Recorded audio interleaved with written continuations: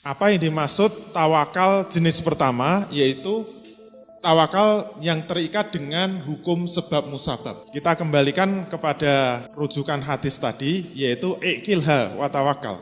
Ikatlah untamu dan bertawakallah. Itu diartikan sebagai apa? Berikhtiar dahulu, kemudian baru bertawakal. Berusaha dahulu, baru kemudian bertawakal. Bekerja dahulu, kemudian baru bertawakal. Kalau mahasiswa ya belajar sungguh-sungguh dulu, pokoknya kalau mau ujian itu kalau perlu begadang semalam untuk belajar mati-matian, besok itu ujian dikerjakan sebaik-baiknya, setelah itu bertawakal. Dan kalau pemahamannya seperti itu sebenarnya tidak ada manfaatnya apa-apa. Itu sebenarnya sama saja orang itu tidak bertawakal.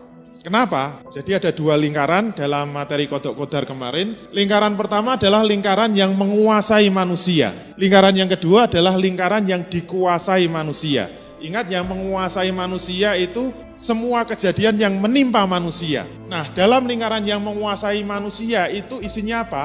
Isinya adalah keyakinan kepada kekuatan Allah Subhanahu wa taala. Jadi kalau manusia dibuat dua lingkaran itu seperti lingkaran pertama itu di dalam dada manusia. Itu lingkaran yang menguasai manusia. Kemudian lingkaran kedua itu di dalam pikiran manusia atau di dalam otak manusia, di dalam akal manusia. Itulah lingkaran yang dikuasai manusia. Yang manusia tahu persis logika-logikanya, sebab akibatnya, sebab musababnya itu adalah dalam lingkaran yang dikuasai manusia.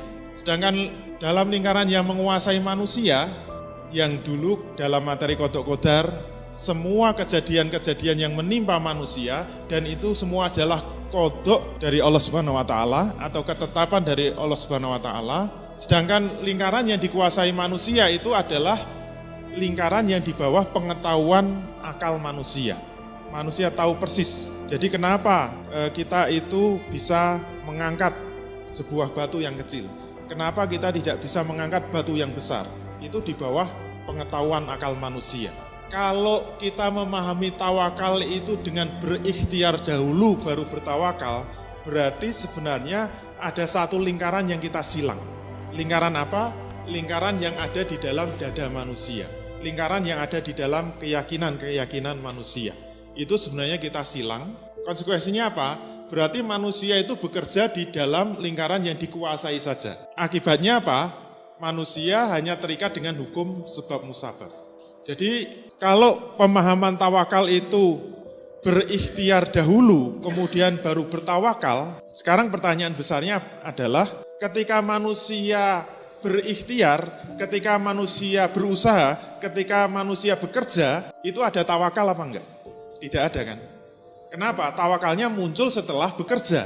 Dan ini sangat fatal. Kenapa? Justru ketika ikhtiar, justru ketika dia bekerja, justru dia ketika berusaha, itu malah tidak ada tawakal. Kalau ketika dia bekerja itu tidak ada tawakal, berarti lingkaran keyakinannya disilang. Padahal itu lingkaran keyakinan kepada Allah Subhanahu wa taala. Kalau lingkaran keyakinan kepada Allah itu disilang, maka ketika dia bekerja, otomatis hanya menggunakan lingkaran yang dikuasai saja. Padahal lingkaran yang dikuasai manusia itu letaknya pada akal manusia, pada pikiran manusia, dan pikiran manusia itu hanya bisa bekerja mengikuti hukum sebab musabab. Kenapa? Karena tidak ada tawakal, karena tidak ada keyakinan, karena tidak ada kepasrahan, ketundukan kepada kebesaran Allah Subhanahu wa taala. Berarti dia ketika bekerja kan hanya mengandalkan otaknya saja. Dan otak itu mengikuti hukum sebab musabab. Anda punya duit berapa? Punya modal berapa? 100.000. Mau bisnis pakai 100.000, sudahlah pulang saja. Kenapa? Mengikuti hukum sebab musabab. Ya kalau cuma modal 2 juta paling dapatnya berapa? Katanya tadi ini harganya 2 juta. Paling mentok nanti dilelang 2.100.000. Sudah ngomong sampai ngalor ngidul dapat 100.000. Kenapa? Modalnya cuma 2 juta. Coba kalau 2 miliar, kan beda gitu. Itu berarti bekerja dengan hukum sebab musabab. Padahal saya tadi lewat sudah ada yang naksir, Pak itu akhirnya berapa? 40 juta mau enggak gitu. Kok ya yakin? Kenapa? Ada tawakal kepada Allah Subhanahu wa taala. Beda kan? Salahnya ini disilang. Kalau disilang hanya bekerja mengikuti lingkaran yang dikuasai manusia saja. Sudah pasti mentok-mentoknya bicara bisnis itu enggak lepas dari besar kecilnya modal. Kalau modalnya kecil jangan berharap bisa sukses bisnis, bisa menjadi pebisnis yang besar. Kenapa? Hanya berpikir di lingkaran yang dikuasai manusia. Dan kalau umat Islam memahami tawakal seperti itu, yaitu apa? Ikhtiar dahulu baru bertawakal.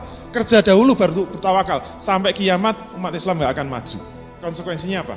Manusia ini tidak akan terdorong untuk mencapai cita-cita yang tinggi. Pandangannya hanya terbatas pada kekuatan manusiawi belaka. Dia hanya mengandalkan pada kekuatan manusiawi yang terbatas. Dan dia akan lemah untuk mengerjakan pekerjaan-pekerjaan yang biasa. Yang pekerjaan biasa saja lemah, apalagi ditantang untuk melakukan pekerjaan yang luar biasa. Makin tidak berani. Anda siap untuk bisnis yang nanti keuntungannya 1 miliar, 2 miliar? Nanti dulu. Kenapa? Karena hanya berpikir sebab musabab saja. Dan generasi umat Islam sekarang ini kebanyakan memahami tawakal seperti nomor 1. Ternyata sangat fatal. Hanya gara-gara mengatakan tawakal itu ikhtiar dahulu baru bertawakal. Ini akibatnya. Jadi umat Islam tidak akan pernah punya cita-cita yang tinggi. Saya pernah nantang mahasiswa saya, anaknya orang miskin. Saya tanya, kamu senangnya jadi apa? Kan kalau di Hamfara itu pilihannya ada 4. Jadi akademisi, atau jadi businessman, entrepreneur, atau jadi birokrat, atau jadi ulama. Dia bilang saya senangnya jadi akademisi. Berarti kamu harus lanjut sekolah. Jangan cukup S1, kamu harus S2. Jangan cuma S2, kamu harus S3. Apa jawabannya? Saya cuma anaknya petani. Untuk lulus S1 ini sudah jungkir balik orang tua saya.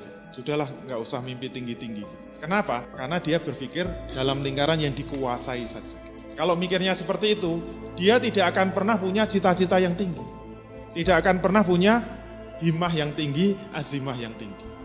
Kalau dia ditantang dikasih pekerjaan-pekerjaan yang biasa, dia sudah ngelokro. Apalagi ditantang untuk melakukan pekerjaan yang luar biasa. Sudah tidak ada semangat lagi.